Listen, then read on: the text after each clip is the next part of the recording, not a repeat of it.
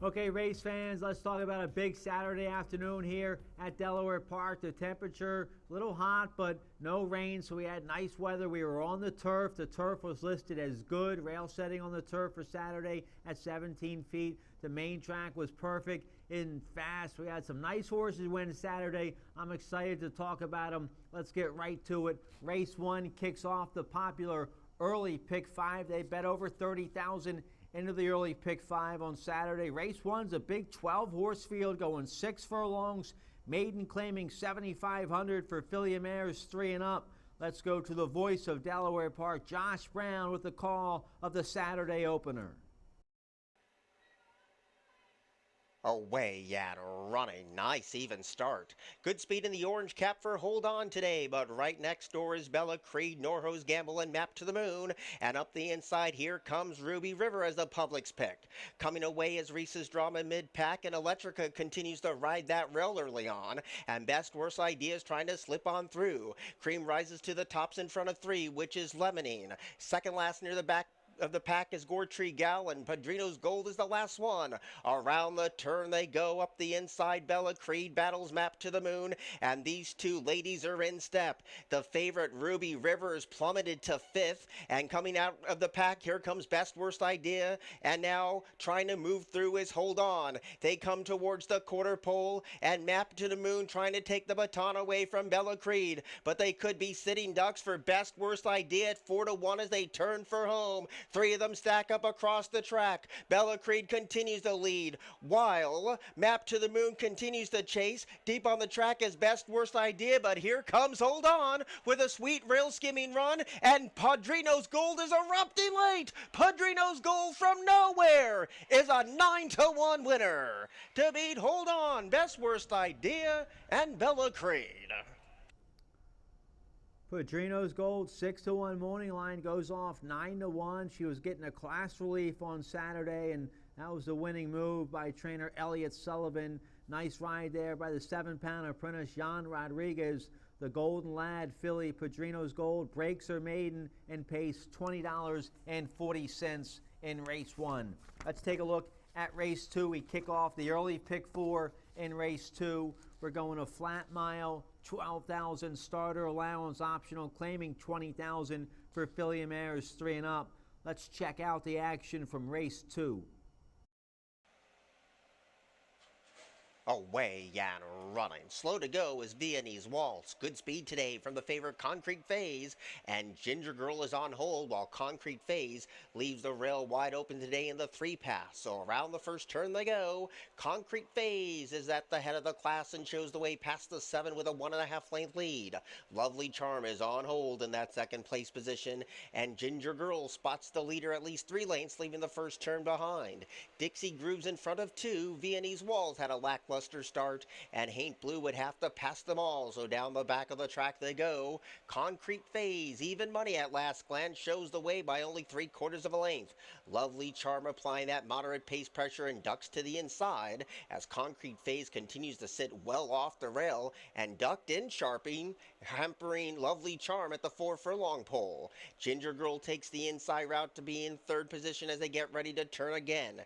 Viennese Waltz backs up to 4th, Dixie Grooves in 5th, and Haint Blue still last of all. So Concrete Phase, a little erratic down the back of the track, leads past the 5/16 pole with a 3-length lead. Lovely Charm will try to re-rally after being hampered. Then Ginger Girl's in 3rd position, and Dixie Groove tries to close in. Heads turn for home, and Concrete Phase, making short work of the opposition so far, has a healthy lead of 4. Lovely Charm is trying to salvage 2nd. Dixie Groove moving to 3rd there in program order, passing the 200-yard stick, and Concrete Phase is nicely clear. Lovely Charm trying to hold 2nd. Dixie Groove is battling for the exacta box, but it's all Concrete Phase. Concrete Phase has won it. 2nd went to Dixie Groove. Lovely Charm was 3rd. Haint Blue was 4th in the 2nd of the day.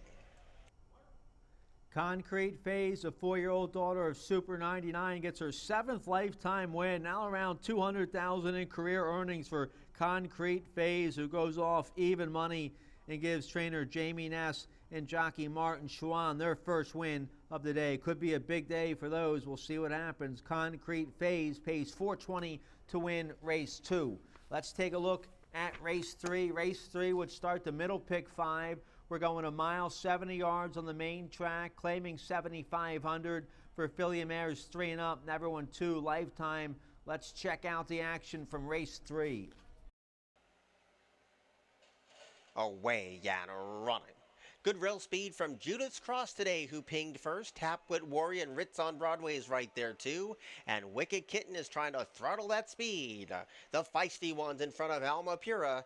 And last of all, slow into stride was a Shawtown Girl. Up and around the first turn they go. Judith's Cross, benefiting from the rail draw, shows the way, but it's only a half length at best. Tapwit Warriors right there in those yellow blinkers, trying to up the stakes in second. And Ritz on Broadway continues to stay a ground-saving third.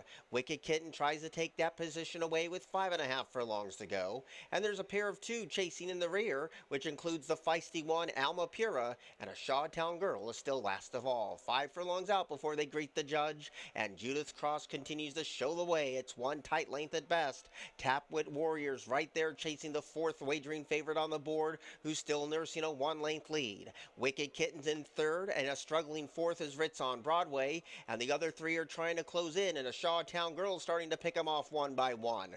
3 furlongs out, Judith Cross continues the lead, and continuing the chase is Tapwit Warrior. Wicked Kitten's off the fence, closing in his Wits on Broadway, and a Shawtown Girl has picked off that rival, but they need to go now because Judith Cross calls the shots and is in hand and leads by 4. Nobody's really making an impression from the back of the pack just yet. Homeward bound now, Judith Cross has a 3-length lead to hold. Tapwit Warrior trying to bridge that gap. And on the far outside, here comes Wicked Kitten. Judith Cross is a leg-weary leader and holding on by 1. Tapwit Warrior's getting closer. So is Wicked Kitten. And late on the scene is a Shawtown Girl. Judith Cross had enough gas in the tank despite coasting home on fumes. And won by a length. Wicked Kitten's in a photo with Tapwit Warrior for second. Judith Cross, the 3-year-old filly by Caravaggio, wins first off the claim for trainer Ronaldo Richards, and she was stretching out in distance as well. That speed went all the way. She goes off 6-1. She was my price play of the day, and she pays $15.40 with Sarah Hess aboard as Judith Cross, now a 2-time winner. Let's take a look next at race 4. Race 4 would kick off the late pick 5. Race 4, we're on the turf going 5 furlongs. Turf rated good. Rail setting on the turf for Saturday, 17 feet. Race 4 is a real nice maiden special weight for 2-year-old fillies. All first-time starters in this race. We'd have a couple late scratches at the gate with the 8 and the 9, so it would scratch down to a 4-horse field. Let's see what happens here with these maiden special weight runners in race 4. Away and running. Good speed today for Hugs for Aries. Dale's Bluff is also chiming in a paceless affair. Knock Knock has 1 beaten, and Otonome is last of all. So Hugs for Aries does it easy with 4 furlongs to go, is off the fence, but shows the way by half a length. Dale's Bluff is going to keep that one company, and those 2 ladies spar into the far turn. Knock Knock comes under a ride, and Otonome is right there too. Still these 4 chances with 3 furlongs to go. Dale's Bluff calls the shots, and Hugs for Aries bared out badly around the turn. That leaves Knock Knock with the rail, and Otonome is last of all. They turn to the top of the stretch, and Dale's Bluff now kicks away by 2 while ducking in. Knock Knock continues to give game chase in second. Hugs for Aries is deep on the track. Otonome's a non-threatening 4th. Dale's Bluff is nicely clear at 7-2. Knock Knock is getting closer, but so is the finish, and Dale's Bluff has won it. Knock Knock 2nd. Otonome 3rd. Hugs for Aries weekend to 4th. Nice debut score here for Dale's Bluff, 2-year-old filly by Street Magician, bred in Maryland by the Bowman family. Nice job, trainer Phil Capuano. Dale's Bluff goes off 7-2 with jockey Alexander Crispin aboard. She pays $9 to break her maiden at first asking. Let's turn the page here. Race 5 would kick off the late pick 4. We're going 5.5 furlongs in the 5th, claiming 10,003 and up. Haven't won a race since November 17th or never won 4. Let's see what happens here in race 5.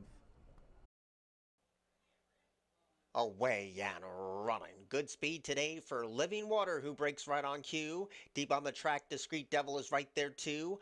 Icing trying to slalom on through, and my man Woody also mixes it up on a very sultry day. So for them, toe to toe with about 4 furlongs to go. Awesome Prince came away in fifth. Deep on the track is Dance for Green, and Johnny French Fries last of all around the bend with about 3 furlongs to go. Living Water trying to fend everyone off. My man Woody right there protecting the rail. Here comes a wide kick for Dance for Green in the yellow cap, and trying to find another gear is Discreet Devil. They have a 1/4 mile to go. Living Water still holds all the aces. My man Woody takes the fight to that one, and trying to close in is Johnny French Fry up the rail as they turn for home. Living Water holding on to a long neck lead. My man Woody fighting hard for every single yard. Johnny French Fry comes with an interesting late kick and switched off that rail. Living Water leads by 2. Johnny French Fry is getting closer. Johnny French Fry lunging late. Brenton Alder just won his first career win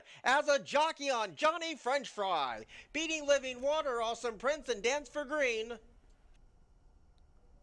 Johnny French Fry, the 5-year-old son of Malibu Moon, gets his 7th lifetime win. Now about $150,000 in career earnings for Johnny French Fry, for owner-trainer Kieran McGee. Congratulations to the McGee barn, and congratulations to 10-pound apprentice Brenton Arnold. Got his first career win on Johnny French Fry. Nice come from behind ride up the rail. Congratulations, jockey Brenton Arnold. We certainly hope you have a great career. Johnny French Fry pays $9.80 in race 5, and despite there being a $4 winner in race 2, the early pick 5 still a monster payout. Early pick 5 on Saturday paid $6,449. Congratulations if you had that. That's a nice big score. All right, let's turn the page here. Race 6, we're on the turf, going 7.5 furlongs on a good turf course rail at 17 feet. Maiden claiming 16,000 3-year-olds and upward here in race 6. Let's see what happens in the 6th. Away and running. Nice even start. So Kitten's Ploy was the first one to break the line. Major Offensive stays right there, and RJ comes with a surging run in between rivals, and those are the first 3. My Lucky Ace is going to be caught very wide around this first turn, and up the inside, Super Tiz. That one is headed by Unforgettable Lord. Deep on the track is Shane Falco, and Emerging Traffic is patiently ridden at the back of the pack. So RJ had to work hard to get to the lead, and shows the way by one tight length. Kitten's Ploy right there in a menacing mood in second, and now My Lucky Ace loops up on the far outside. Major Offensive protects the rail with 4.5 furlongs to go. A gap of 2 back to Shane Falco, who has a good trip today. Super Tiz is still in front of 2, which is Merging Traffic, and nothing from Unforgettable Lord. The longest price on the board is last. 3.5 furlongs to go. RJ continues the lead. Shane Falco continues the chase in that 5th place spot. Kitten's Ploy's in between rivals, and My Lucky Ace tries to get going as they round the far turn. RJ's the leader and holding on by 1. Chasing in second is My Lucky Ace. Major Offensive has no excuses. Kitten's Ploy is dropped away, and Shane Falco is starting to close in as they turn for home. RJ cuts and runs for the money and leads by 2. Major Offensive has had no excuses, and here comes Super Tiz motoring home with Shane Falco. RJ huffing and puffing almost home. Major Offensive surges late as the public's pick, and Major Offensive timed that to a T to beat RJ, Merging Traffic, and Super Tiz. Major Offensive, the 4-year-old son of Warfront, was coming off a long year-plus layoff, making his first start in the Ricky Hendricks barn, and Ricky had his horse ready to fire a big effort. He goes off 8-5, and they took the blinkers off today, and Major Offensive breaks his maiden with jockey Kevin Gomez aboard. $5.40 the win price on Major Offensive. All right, race 7 would kick off the final daily double of the day. We're going 5.5 furlongs here in race 7. Nice 5,000 starter allowance, optional claiming 8,000 for 3-year-olds and upward. The big story of race 7 is the 6 He's in Charge, the 7-year-old looking for his 6th consecutive win for trainer Jamie Ness. Martin Schwann will ride. He's in Charge would go off a monster favorite here in race 7. Let's see if the 7-year-old can do it. Away and running to a nice even start. Good speed from Sassy Lad today. Prom night showing good early toe. There's the green cap of Cali Heat remembering Wilbur, and he's in charges right there too. The Wolfman chases the top five, and Baron's Legacy is the last one away. So this is pace aplenty here, and Prom night surges up the inside to put a nose in front, but Cali Heat's going to test this rival into the far turn, and remembering Wilbur's on hold in that third place position. 2 to 5's the number on He's in Charge is in fourth position behind a wall of soon-to-be tiring speed. The Wolfman tacks onto that one, and Baron's Legacy tries to pick him off. Here's the quarter pole. Remembering Wilbur's the first one to kick. Battling on is Cali Heat, and now peeling out as He's in Charge in the white cap as they turn for home. Remembering Wilbur pushes coming to shove, and He's in Charge with all that overwhelming public support. Draws level to Remembering Wilbur. He's in Charge surges to the front in the concluding stages. He's in Charge has won it. Remembering Wilbur second, Cali Heat third, and the Wolfman finished fourth. Well, he's just like clockwork. What a nice 7-year-old son of Candy Ride. He's in Charges. Now 6 wins in a row for He's in Charge. He's now a 14-time winner. Now about $400,000 in career earnings for He's in Charge. He loves it here at Delaware Park. That gives trainer Jamie Ness and jockey Martin Schwann their second win of the day. He's in Charge pays $2.80, and although he only paid $2.80, somehow the middle pick 5 that paid out in race 7, middle pick 5 paid $902 with a $2.80 winning the 5th and final leg. So that's a big payout in the middle pick 5. So congratulations to the Nest Barn, all the owners, and Martin Schwann. He's in Charge. What a cool customer he is. He'll be right back in a nickel starter in his next race. Has a good shot at getting 7 in a row probably. All right, let's take a look at the 8th and final race on Saturday. We're going a flat mile, 12,000 starter allowance for 3-year-olds and upward. Optional claiming 20,000. Some nice old hard knockers here in race 8. Jamie Ness and Martin Schwann, they're trying to team up for their 3rd win of the day. Let's see what happens in race 8. Away and running. Good start. Afraid of the Bunny was the first one to go, but Our Nation on Parade is sent for early velocity. And now Sagrada Way came away in 3rd. In the dance, scoots off the fence and teams up with Sir Exton. Around the first turn they go. Sagrada Ray had a dream passage up the inside today, but had to work to get there at the 6.5 and shows the way by a length and a half. Our Nation on Parade is right there in close attendance second, and Afraid of the Bunny, who broke on top, is wrangled back to be in 3rd. In the dance is a ground-saving 4th, and Sir Exton is only 4 lengths off the lead. So Sagrada Ray tries to lead him for another 5 furlongs, but that lead evaporated quickly to only 3/4 of a length.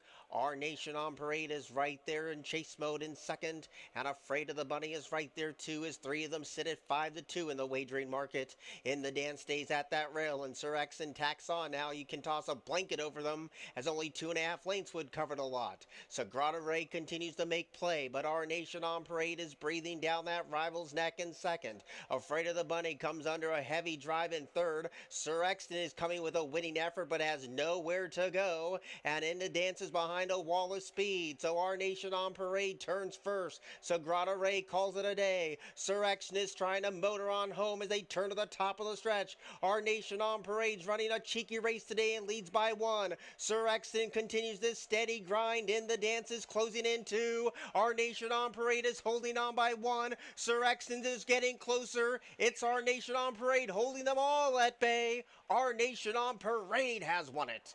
To beat Sir Exton in the dance, Afraid of the Bunny, and Sagrada Ray. It was great to see this 8-year-old get back to his best stride. Our Nation on Parade running second off a long year-plus layoff for the owners and trainer Jamie Ness. He was in for the tag. The 8-year-old got his 11th lifetime win. Now about $600,000 in career earnings for the stakes winner, Our Nation on Parade. An easy winner in race 8. He paid $7.40 to give trainer Jamie Ness and jockey Martin Schwann their 3rd win together on Saturday. Our Nation on Parade paid $7.40. Late pick 5 on Saturday paid $3.72. congratulations if you had that. We had some nice prize winners on Saturday. Hopefully you had some of them. I don't have my best bet and price play for next Wednesday yet. Still studying for that, so I'll have them for you next Wednesday. Hopefully we have some nice weather. We can be on the turf some more next week. Thanks to all our Horsemen fans and bettors for supporting us on Saturday. Have a great weekend. We hope to see you next week here at Delaware.